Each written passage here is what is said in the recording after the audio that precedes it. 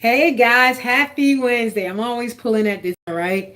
And I feel like when I'm getting ready to go live, I actually I don't know what to talk about, but today I really do have a topic to talk about, and it's called courage, right? Courage to go on even when everything is against you. So I had been traveling this past weekend and I had an absolutely amazing time, right, in Houston. The event was absolutely amazing. It inspired and encouraged me. Just fully, really, really excited about what I learned and everything. And so then I got back and I had left my car at a friend's house. And when I got in the car, as soon as I got in the car, my check engine light was on, right? So you already know where I'm going with this.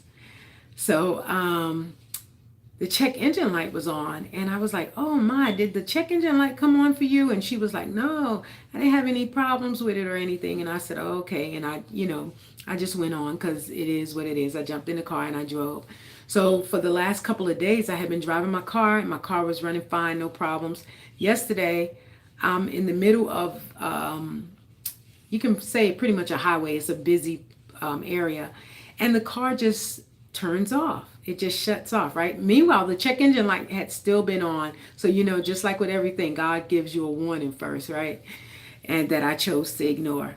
So the car cuts off, and I'm on the phone with someone as the car cuts off, and I tell them, I said, you know what? My car just cut off in the middle of traffic. I mean, it is literally traffic just coming left and right. So the car cuts off, and when the car cut off, I see someone turn into a driveway and then they get out and they start running back towards me. And I was like, I don't know what's going on, but my car cut off. But anyway, the person, they were behind me, they came around me and they saw that I was in trouble and they ran back. And shout out to those two people because they didn't have to do it. But they saw the car slow down, they saw it stall, they saw me put on my hazards. And so when they flew around me, they weren't just some angry drivers. They were jumping out to try to come back and help me.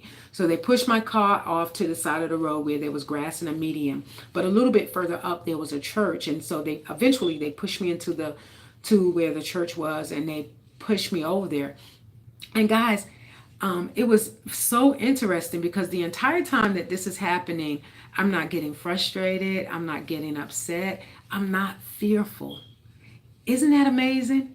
And it was like, even when the people were running back to my car, in my mind, I said, what are they running towards me for? Because everything happened so quickly. But they were spot on and they saw what was transpiring as my car was just giving out. So, you know, courage. So then after a while, like after they left me there and I'm waiting for the tow truck driver, then the fear starts to kick in. Oh my God, what is going on with my car? How did my car just all of a sudden start? Well, how much is this going to cost me? Because that's the first thing that goes up too. How much is this going to cost me? And so that those fear triggers come on. And then you know what? I just sat there and I was like, I got some peace. All right. And I was like, I'm not going to worry about this. I'm not going to worry about this at all. Because God, you got this. Right. So even in the midst of all of that, I dealt with a little bit of fear, but the courage that came about me because I trust in the Lord, the courage that came about was simply amazing. The average person would have been freaking out on the side of a highway waiting for a tow truck.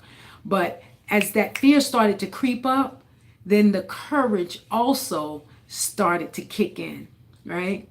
So courage doesn't necessarily mean that you're not fearful. Courage means that you have enough in you not to quit, enough to go on. That courage for me at that moment was my trust and my belief in God, right? So you can be fearful and still be courageous. You don't necessarily have to be afraid. You say, "Oh, I'm so scared," and that means I'm not courageous. No, you can still be courageous and still have inklings of fear.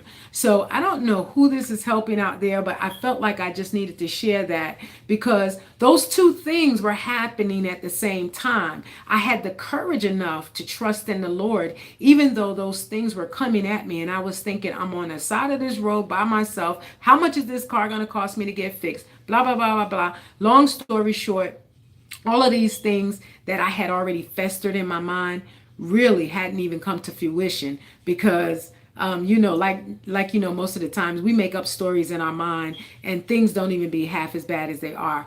Yeah, I had to get my car towed to a dealership, still dealing with a few issues with it, but I mean, it's nothing that I can't see being fixed. I mean, the eventual, it will be fixed. So I'm not going to worry about something that I have no control over.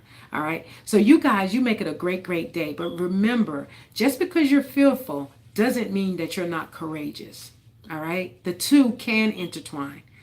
You make it a great, great evening and you go on in your courage and your truth.